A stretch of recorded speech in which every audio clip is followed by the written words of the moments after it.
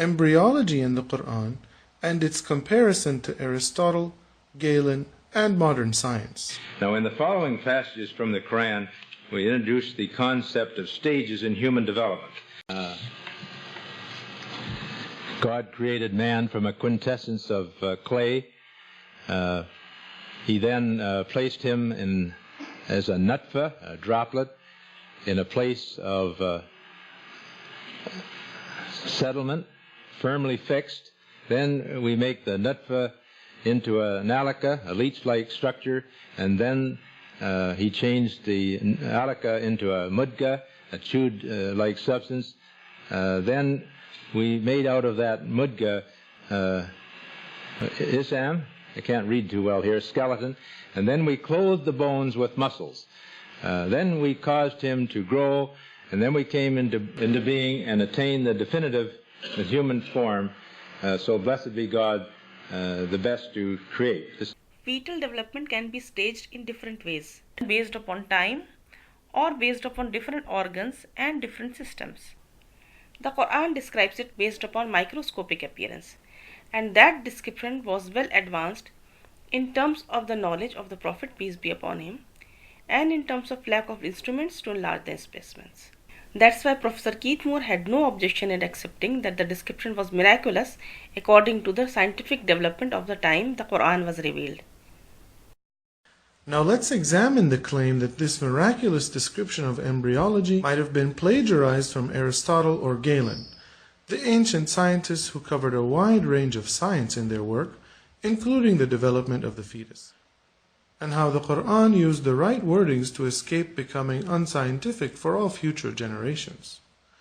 Let us refer to some passages from Aristotle, which show his concept on reproductive biology and their comparison with the Quran and modern embryology. To suppose, then, either that heat and cold are the causes of male and female, or that the different sexes come from the right and left, is not altogether unreasonable in itself. For the right of the body is hotter than the left, and the concocted semen is hotter than the unconcocted. All concoction works by means of heat. Therefore the males of animals must needs be hotter than the females. For it is by reason of cold and incapacity that the female is more abundant in blood in certain parts of her anatomy. Aristotle, on the Generation of Animals, page 66 and 67. When the material secreted by the female in the uterus has been fixed by the semen of the male, this acts in the same way as rennet acts upon milk. Aristotle, on the Generation of Animals, page 34. Since what the male contributes to generation is the form and the efficient cause, while the female contributes the material. In fact, as in the coagulation of milk, the milk being the material, the fig juice or rennet is that which contains the curdling principle, so acts the secretion of the male. Aristotle, on the Generation of Animals, page 19.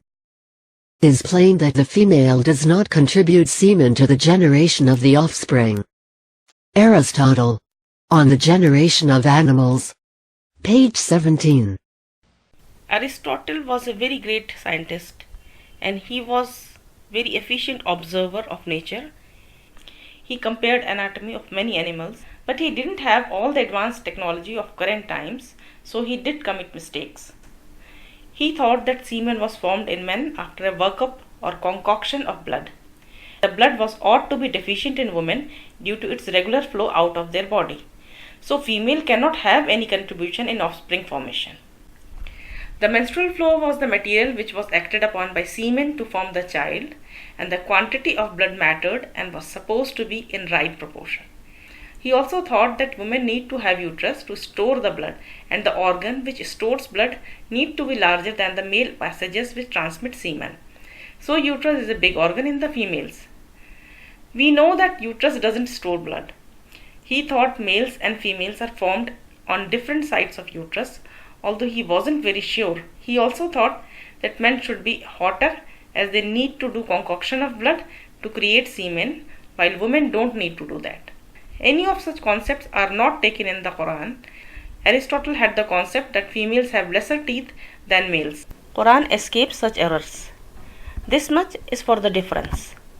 Coming to similarities between the Quran and Aristotle, we should note that Aristotle described the formation of fetus from menstrual blood, and the Quran used the word Alaka, which was translated as blood for a long time. Quran is a moral guidance for humanity. If it had directly said that the earth rotates around the sun 1400 years back, how many people would have stayed confused for more than 1000 years about its reliability? The same is true of the word Alaka. Aristotle said blood is the material on which semen acts to create a child. Quran used the word Alaka, one of its translation being blood clot, saving Quran from becoming unscientific for more than 1000 years. When modern science will discover the development of fetus befitting the other meaning of the word Alaka. This is Hirudo medicinalis, better known to you and me as a leech. It's a parasite. It takes whatever it needs to live by sucking the blood of whatever it can latch onto. In this case, that's me.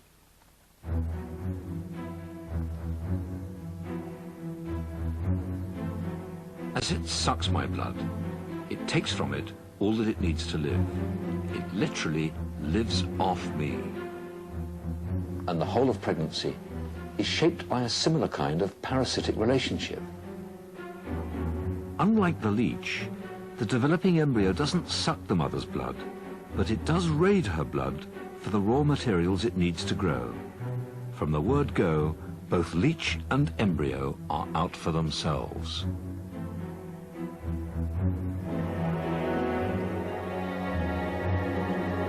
The cells of the embryo spread out as they divide and invade the mother's uterus. It's almost an aggressive attack. But surprisingly, the army of foreign cells does not meet any resistance from the mother's own defense systems. Alaka. Alaka refers to a leech-like appearance, especially at about 22 days, as shown in this slide.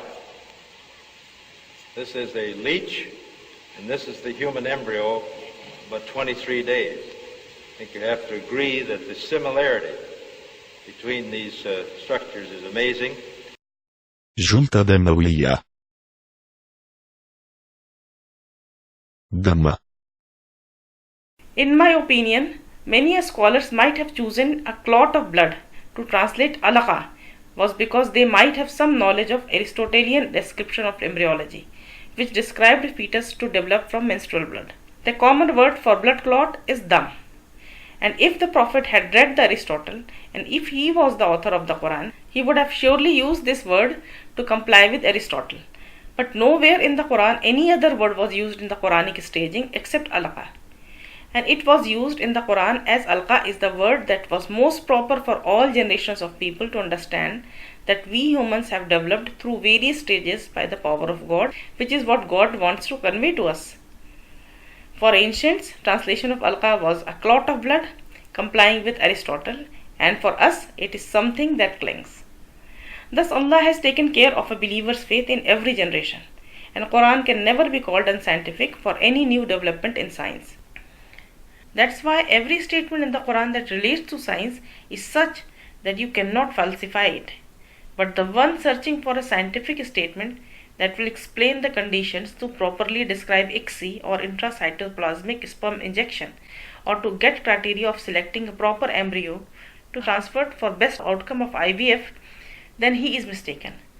That's not what Quran was revealed for. Coming to Galen, who was a very great scientist, analyzing different works of his time and of previous scientists and drawing his own conclusions. He agreed with Aristotle about the role of semen being an active principle working on blood to create progeny, as can be seen from his writings. But nature doesn't preserve the original character of any kind of matter. If she did so, then all parts of the animal would be blood, that blood, namely, which flows to the semen from the impregnated female and which is, so to speak, like the statuary's wax, a single uniform matter, subjected to the artificer. Galen, on the Natural Faculties, page 14. He believed semen as seed and uterus as earth. The seed having been cast into the womb or into the earth, for there is no difference. Then, after a certain definite period, a great number of parts become constituted in the substance which is being generated. These differ as regards moisture, dryness, coldness and warmth, and in all the other qualities which naturally derive therefrom. Galen. On the Natural Faculties. Page 3. This is what he says. This can be compared to Quranic verse where the word al-harth has been used.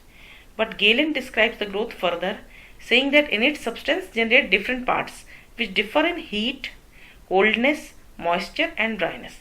Something modern science will not give any relevance, nor did Quran give any such statement. That, which was previously semen, when it begins to procreate and to shape the animal, becomes, so to say, a special nature. For in the same way that Phidias possessed the faculties of his art even before touching his material, and then activated these in connection with this material.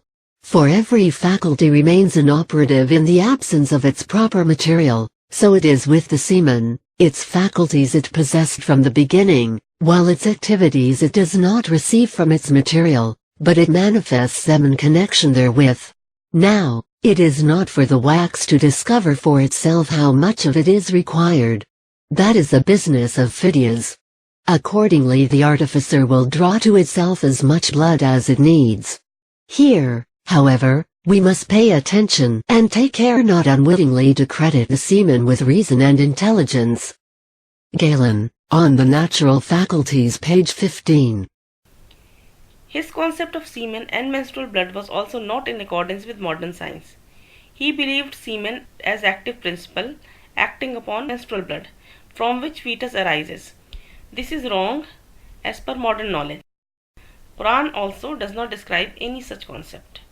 Galen thought that semen has a creative power and it attracts to itself what is useful for it, the amount of blood, to create the fetus. And he also thought that semen feeds itself of blood and grows. He described 3 stages of every organogenesis: genesis, growth and nutrition. He defined genesis as due to generative and alterative faculty. His further details make his description unscientific. These alterative and shaping faculties are only grossly comparable to Quranic staging. First one is the nutfa, or the drop stage, and then the second is the klak, or shaping stage, and then the nasha, or the growth stage. Now the proposed system is clear, it's comprehensive, and conforms with present embryological knowledge. The Quran says nutfa, khalqa and nasha. This second or shaping stage begins as the alaka, which is an Arabic word meaning a leech. Galen's genesis includes nutfa and khalqa, and then he puts growth and nutrition, which does not comply with Quran, while Quranic staging of nutfa is clear-cut dop stage, which is semen and zygote, which then is khalqa, means different embryonic development leading to formation of fetus, which then grows, or nasha. Modern embryology uses the word zygote, embryo and fetus to the very 3 stages that the Quran describes. Zygote is equal to nutfa, embryo is equal to khalqa, and fetus is equal to nasha. Galen's description of the word semen cannot be compared to fertilized ovum, because he does not describe any female gamete. He says the first of that in which, as is observed in abortions and dissection, the form of the semen prevails. As cited earlier, what he mentioned was the dominating property of semen, while it attracts menstrual blood and feeds on it and grows. This description of Galen does not say anything about female germinal fluid, and as has been shown in the citation above, he believed menstrual blood to behave as statutory wax to be acted upon by semen.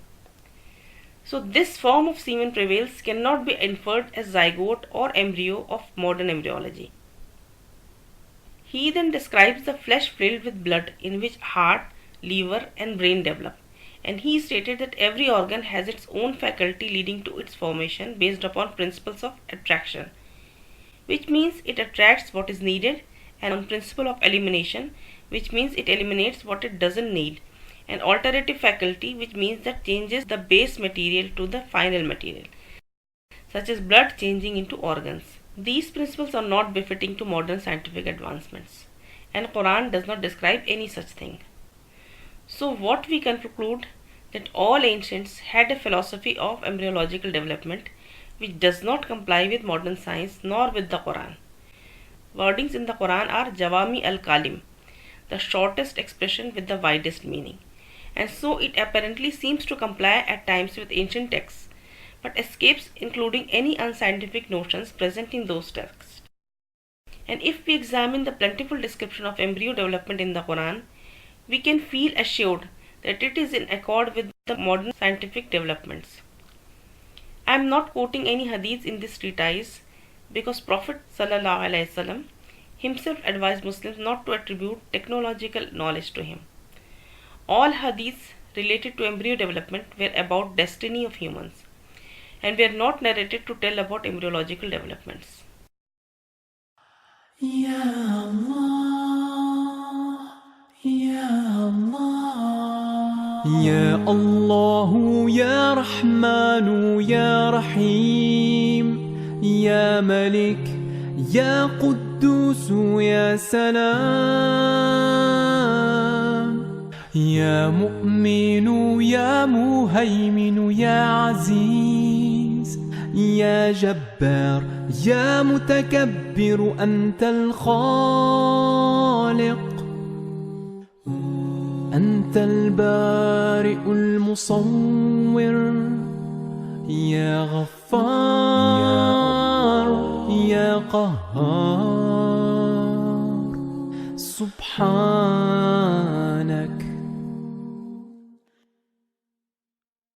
يا وهاب يا رزاق يا فتاح يا عليم أنت القابض أنت الباسط أنت الخافض أنت الرافع أنت المعز أنت المذل يا سميع يا بصير يا الله